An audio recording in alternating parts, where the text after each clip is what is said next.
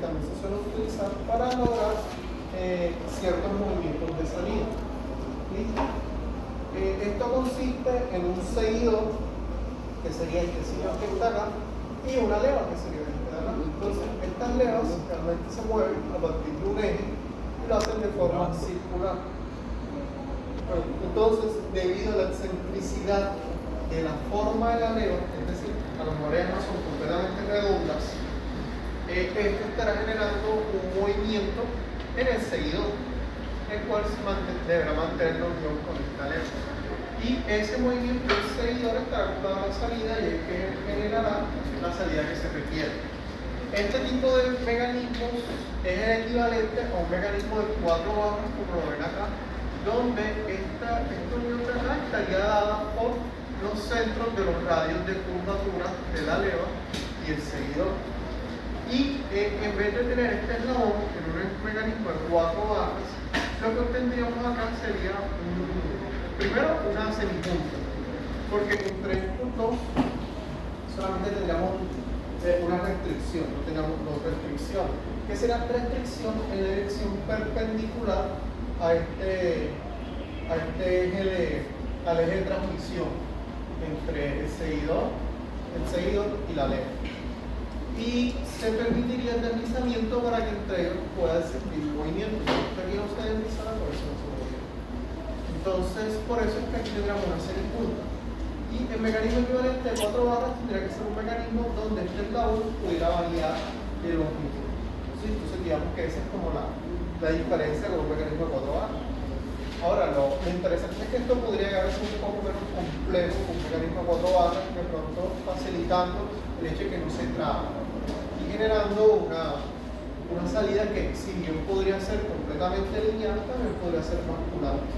¿Listo? Esa es como la idea de este tipo de mecanismo.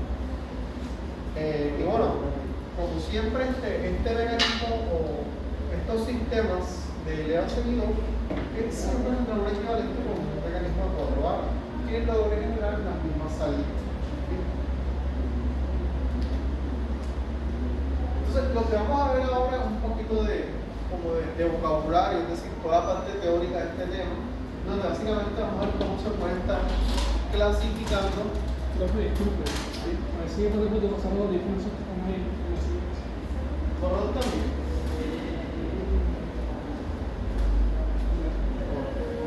Bien, donde lo que vamos a observar es cómo se logran clasificar estos sistemas. ¿Listo? Entonces, la primera clasificación es dependiendo de la forma como se esté comportando el seguidor.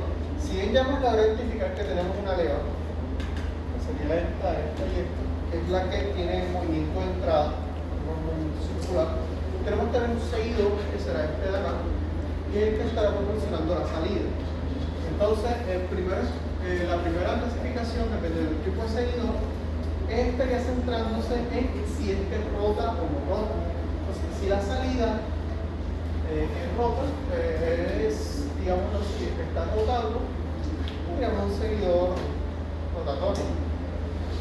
O un seguidor deslizante, si más bien la salida sería a manera de una línea recta, como la recta que estamos observando acá. ¿Bien? Igual, si se dan cuenta, esto sería exactamente igual a un sistema de 4 barras con un eslabón deslizante, como el que veíamos en el parcial, y este de acá a un sistema 4 barras vía manivela común, donde la salida acá se estaría rotando. Aquí digamos que este eslabón de acá estaría marcando a manera de una circunferencia de trayectoria. ¿Listo?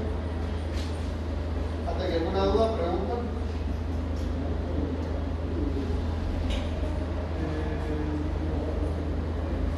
Bueno, por acá lo que les estaba comentando cómo se determinaría la distancia efectiva del eslabón equivalente del mecanismo equivalente de 4 barras. Será la distancia de aquí, acá y acá, como se para mi mano. Y que efectivamente el segundo caso es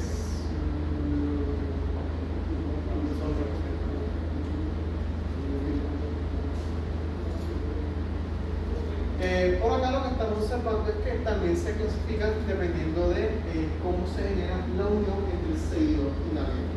¿Listo? Entonces, tenemos uniones que pueden ser geométricas, es decir, que se están dando por la física del problema, o perdón, por la física como tal del sistema, o uniones que se están dando gracias a una fuerza. Entonces, en este caso que estamos observando acá, ¿qué tipo de unión cree usted que sería? ¿Cómo sería la vinculación entre la leva y el seguidor? ¿Qué fuerza está actuando ahí? Una fuerza que es debida a este muelle, este resorte, que es el que mantiene la unión entre la leva y el seguidor.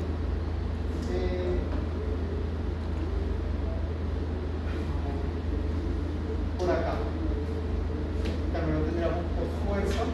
Bueno, en estos tres casos todos serán por fuerza, es debido a un muelle. Y por acá, por otro lado, estaría más bien dado por una restricción geométrica, es decir, tendríamos un encerramiento de la leva dentro del seguidor. Estos sistemas de acá, pues, generalmente son más fáciles de hacer el mantenimiento debido a que encierran la lubricación, tiene el aceite, entonces es mejor contacto. Por otra parte, no solamente la unión se daría por la fuerza de un muelle, un agente externo como tal. Digamos que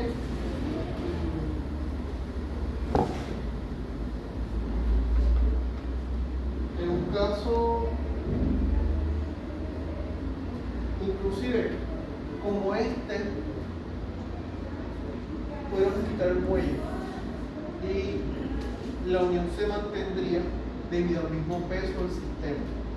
¿Listo? Entonces, ese también sería una unión debido a fuerza, y en donde la fuerza pues sería el peso del seguidor. ¿Listo? Hay un único inconveniente es que a lo mejor no se podría como que voltear el mecanismo, porque se perdería el vínculo, se perdería la unión entre los dos componentes. También se suele clasificar los sistemas por el tipo de seguidor. Donde tenemos un seguidor como este, que es de tipo rodillo, que digamos que facilita un poco la interacción, ya que este va rodando, en la medida que la leva también está rodando. Son fáciles digamos, de adquirir, ¿sí? Y relativamente fáciles de reemplazar. Sin embargo, son un poco más caros que su contraparte, que es esta de acá, que será el seguidor en tipo plano. Finalmente, el seguidor en tipo plano tiende a ser un poco más pequeño y significativamente menos costosos. ¿Listo? Por otra parte, estos de acá, que son cabeza de hongo, no son tan fáciles de adquirir. De hecho, más bien es necesario diseñarlo en específico para cada aplicación. Entonces se suele utilizar cuando a lo mejor se está realizando un diseño en masa que requiere muchos, que digámoslo así, en una misma cadena de producción diseñan bastantes de estos para tenerlos repuestos para realizar los cambios, etc. Pero que por algún motivo se requieran 3 sistemas de estos, pues no sería lo ideal usar esto. Si, digamos, tenemos un presupuesto muy agotado, sería esto.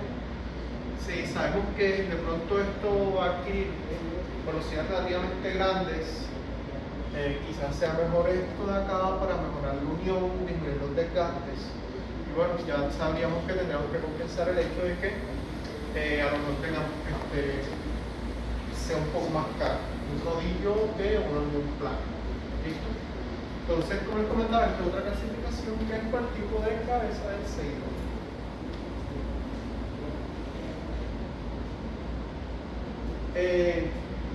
También dependiendo de cómo sea el movimiento del seguidor con respecto a la leva, tendríamos otro tipo de clasificación, en donde en este caso el seguidor tendría un movimiento radial.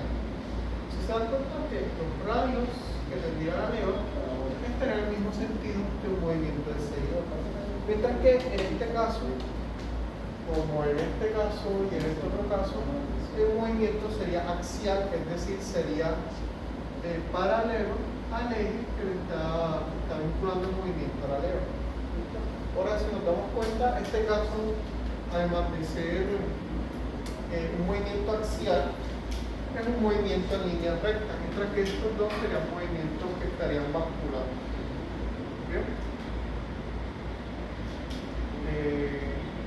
Sí, digamos que esta sería otra clasificación.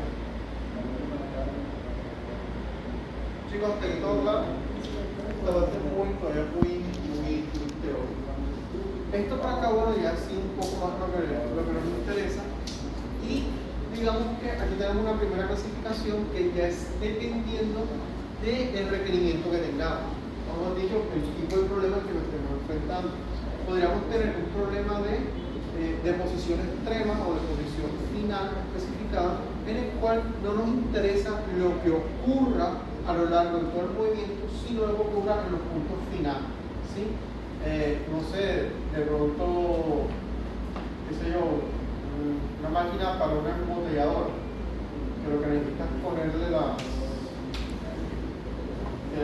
digamos, primero poner fluido dentro de la botella, luego tapar la botella y ya. Entonces, digamos que por ejemplo, en el segmento donde se está tapando la botella, no interesa cómo llega la tapa a la botella, ni siquiera la velocidad de la misma tapa con respecto a la botella, sino simplemente que llegue, digamos, que se genere ese contacto con la fuerza suficiente para que la botella quede tapada. A lo mejor la ubica en posición, algún otro mecanismo le generaron fuerza para que la botella tapada sube durante un tiempo necesario para que la siguiente botella continúe o se ubique en la posición, baje nuevamente y repita el ciclo. Entonces, en un mecanismo como este, por ejemplo, no nos interesa mucho lo que ocurra entre el momento que se acciona el mecanismo para ubicar la botella, luego para que se detenga la botella, luego para que el mecanismo baje y se ubique en la posición de la tapa con respecto a la botella, se haga el cierre y suba nuevamente. No nos interesa, sino simplemente que se genere contacto entre la botella y la tapa y pues luego retorne a su posición inicial, que sería un ejemplo de ello. Mientras que existe otro tipo donde sí nos interesaría cuál sería la trayectoria que se esté generando, a lo mejor se requiera una velocidad en específico durante un intervalo dentro del movimiento, o quizás unas aceleraciones, porque esto te va a generar unas fuerzas de reacción, etc. Entonces ese sería un tipo de problema un poco diferente que estamos llamando como problemas de trayectoria lírica. Entonces, dependiendo de cuál de estos dos problemas nos estemos enfrentando, así mismo debe hacer el procedimiento para solucionarlo. Bien, ¿queda claro hasta aquí? Listo. Luego por acá, en la etapa del diseño de estos mecanismos, esto es lo primero que debemos de contemplar, que es el programa de movimiento. Entonces, este programa de movimiento, básicamente, esperamos dividir todo el movimiento en varios intervalos, donde cada intervalo deberá ser una de estas introducciones, es decir, con una subida, con una bajada o un detenimiento. Entonces, nuestro programa de movimiento generalmente lo definimos a partir de esos tres letras. Supongamos que tenemos un programa de movimiento R de F. Este es un programa de movimiento donde, bueno, en esta gráfica, siendo esta acá el ángulo de la leva y esta acá la posición de la leva, en un primer instante pasaríamos de este punto, el punto 0, a este punto de acá, que sería el punto máximo, y aquí estaremos haciendo una subida, pero como luego va a ser un detenimiento en la zona alta, entonces de acá a acá, digamos que hacemos una subida, acá hacemos un detenimiento, y por acá haríamos una bajada en ese programa. De tal forma que de esta manera se completarían los 360 grados, que sería la vuelta de un ciclo de revolución, o la vuelta de la leva. De esta manera, pues, nuestro diseño, lo que contemplaría ahora sería qué utilizaríamos o qué función para pasar de aquí a acá. Y bueno, obviamente esta de acá arriba puede ser un detenimiento, así que esto sería una línea recta. Entonces, un programa como este que estamos observando acá sería un programa de 3 tiempos con una subida, un detenimiento y una bajada. ¿Listo? Entonces, no me pregunto en este momento por qué, pero supongamos que simplemente los unimos con líneas rectas. Por poner un ejemplo cualquiera, entonces, ese sería el programa completo de escalera. De igual forma, podríamos tener programas un poco más complejos. Este, por ejemplo, tiene un solo detenimiento, quizás un programa con doble detenimiento. Digamos que algunos serían subida, detenimiento alto, bajada y luego un detenimiento bajo. Y nuevamente pues haríamos nuestra gráfica. Si bien el eje horizontal de la gráfica podría llegar a ser el ángulo, siendo este ángulo θ el ángulo de recorrido de la leva, o también podría ser el tiempo. Bien, tengan en cuenta que en todo caso, pues realmente la leva se va a mover con una velocidad constante. Entonces, el ángulo es igual a velocidad por tiempo. Pues simplemente con esta relación podríamos establecer esta gráfica en función del tiempo o en función del ángulo, simplemente multiplicando o dividiendo por la velocidad angular de la leva. ¿Listo? Tengamos en cuenta que esta es la velocidad angular de la leva, no tiene nada que ver con el seguidor. ¿Bien? Entonces, digamos que en un caso como este, tendríamos por acá una subida, un detenimiento alto, una bajada y un detenimiento bajo. Digamos que a lo mejor esto finaliza en función del ángulo de los 360 grados y nuevamente lo voy a unir por puro capricho con líneas rectas, pero ya veremos cuáles deben ser las uniones que deberíamos utilizar. ¿Listo? Entonces, aquí tendríamos subida, detenimiento alto, bajada,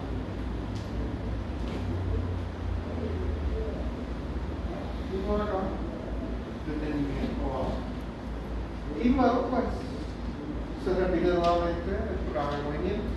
Entonces, este es un programa FD, subida, detenimiento, bajada, detenimiento, un programa de doble detenimiento. O sea, esto es una descripción, por así decirlo, gráfica de la posicionamiento que va a tener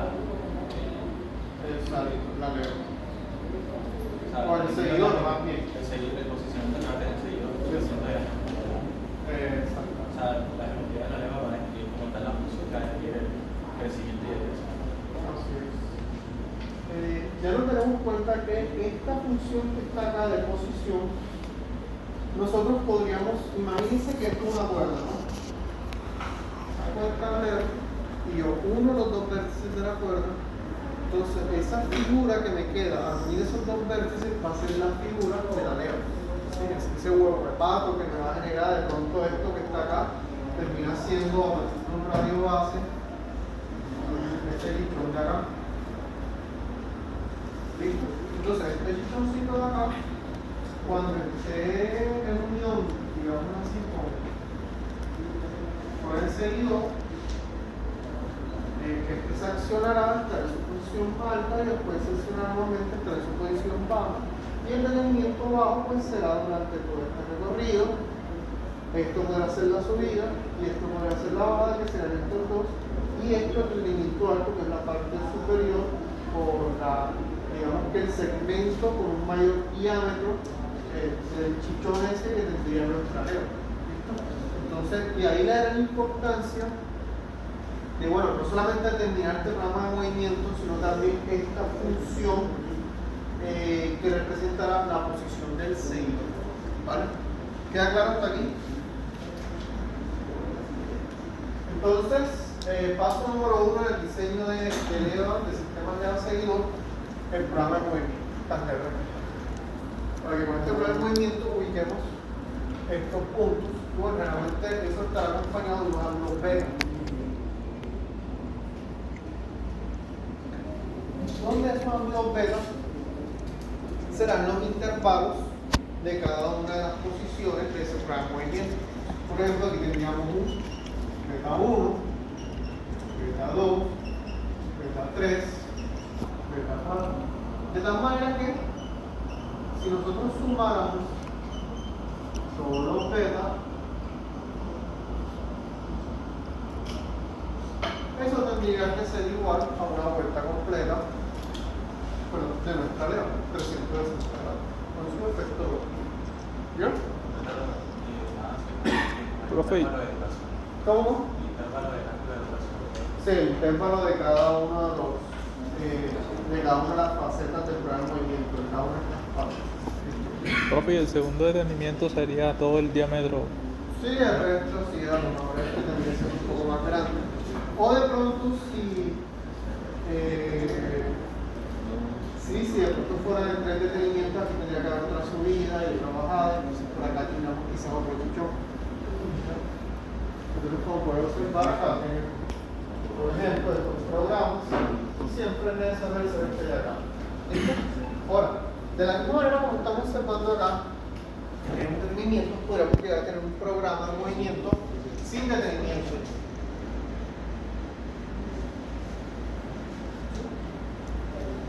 O por lo menos sin detenimiento alto. Entonces, a lo mejor será algo así. Acá finaliza, por acá sería la gráfica S, que es la posición del seguidor, y entonces nuestro programa pues, podría ser algo así. ¿Listo? Donde dividimos por acá, y aquí tendríamos subida, rise, o, y por acá igual, una bajada, un detenimiento bajo. ¿Listo? Y ahí no puedo colinear. ¿Cómo? Y ahí no puedo colinear. Sí, no puedo ni ver esta carrera. Entonces, aquí, bueno, nuevamente aquí hay otro problema, pues vamos a determinar adecuadamente esta fórmula de la figura. De hecho, los diseños que se hacen con doble detenimiento son diferentes a los diseños que se hacen cuando solamente existe un detenimiento. Inclusive acá podríamos intentar una función para toda la subida y toda la bajada. En cambio acá, pues, físicamente hablando, matemáticamente hablando, también es imposible una función para todo este chillón. Ya que acá, o sea, a menos que sea una función definida a trozos, no van a obtener una función que suba, que aquí se mantenga constante y que aquí esté en bajada. ¿Listo? Entonces, esto tiene un procedimiento y esto tendrá un procedimiento ligeramente diferente. O por lo menos una familia de funciones que comúnmente se utiliza acá. Bien, a partir de ahora lo que vamos a hacer, la rúbrica va a ser la siguiente. Vamos a analizar un mismo caso y vamos a intentar proponer para ese caso un diseño de un sistema de seguidor. Diseñar un sistema de seguidor quiere decir diseñar la ovalidad de la leva, ¿sí? Es decir, la figurita que va a tener un huevo de pato, que está acá, para lograr cumplir este programa de movimiento. ¿Listo? Esa sería como la idea. Ahora, ese diseño lo vamos a ver expresado a partir de la posición, las velocidades, la aceleración y nuevamente el golpe.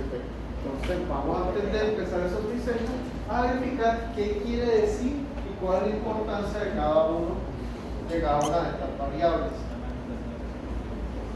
Entonces, el ciclo de una máquina es definido por una revolución de su eje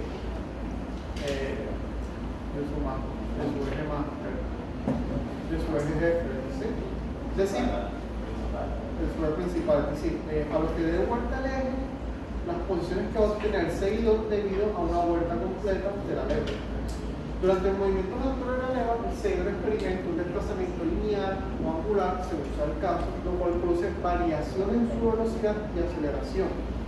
cuando se grafica el desplazamiento del seguidor versus el ángulo del giro de la leva, se obtiene la gráfica de posiciones. La gráfica define el perfil de la leva, que es lo que hemos estado observando acá, y cómo a partir de esta gráfica que está acá, la tomamos, unimos las puntas, obtendríamos la forma, la figura, la topología de la leva, ¿sí? El diseño físico como tal. Por acá, la gráfica de velocidad de aceleración se obtiene al graficar la primera, segunda de la función de desplazamiento respecto a la onda del alto. Nuevamente, lo que ya conocemos, si ya tenemos esta gráfica, si ya proponemos una gráfica de posiciones, ya tenemos esta figura para conocer la velocidad, pues simplemente tendríamos que derivar esto. ¿Listo? Ahora, ahí tienen que tener en cuenta algo, y es que generalmente estaríamos trabajando esta gráfica en función del ángulo. Entonces, a lo mejor estas funciones que definamos acá también serán en función del ángulo. Luego, entonces, las velocidades, lo tengamos por acá, serán velocidades con respecto al ángulo. Serán probablemente las velocidades, sino que esas velocidades tendríamos que multiplicarlas por la velocidad angular de la leva, que será una velocidad constante. Es decir, esto que está cuando hagamos la derivada. Recuerden que tendríamos una función f de x, digamos así. La posición del seguidor será una función f de t. Cuando la derivemos, tendremos la velocidad y tendremos que derivar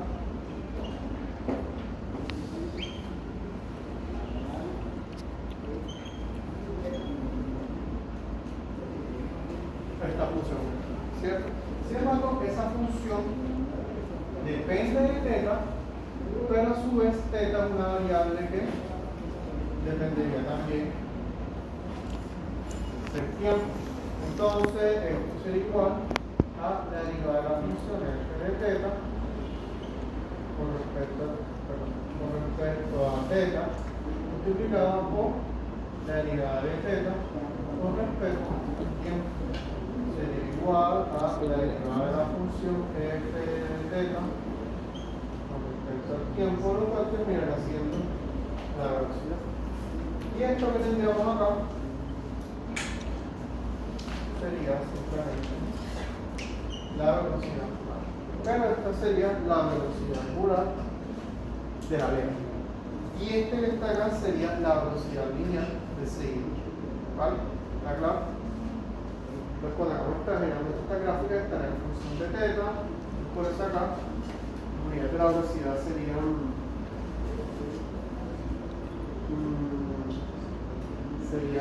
sobre radianes. Segundos sobre radianes, porque tengamos que multiplicarla por este W y así nos quede en metros sobre segundo. ¿Listo?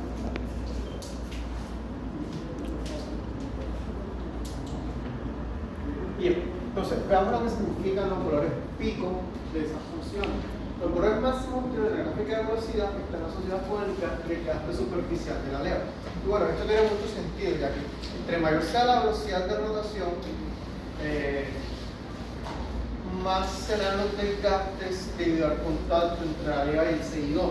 Entonces, velocidades demasiado grandes ocasionan grandes desgastes y por ende tenemos que estar cambiando con mucha frecuencia el espacio móvil. Entonces, levas de altas velocidades se buscan, digamos, levas que van a trabajar a altas velocidades se buscan que al menos las velocidades pico no sean tan grandes. Recuerden que me refiero a altas velocidades sería alta velocidad de la leva. Y para que el seguidor, obviamente, se tenga una velocidad relativamente alta, pero dependiendo de cómo sea esta función de acá, podría ser un poco más alta, un poco más baja. Entonces, ahí ya estaríamos observando algunas restricciones en cuanto a esas curvas, de pronto buscar curvas que no generen picos de velocidad demasiado grandes. ¿Listo? Por otra parte, los valores máximos de la gráfica de aceleración están asociados con las fuerzas que soporta el seguidor.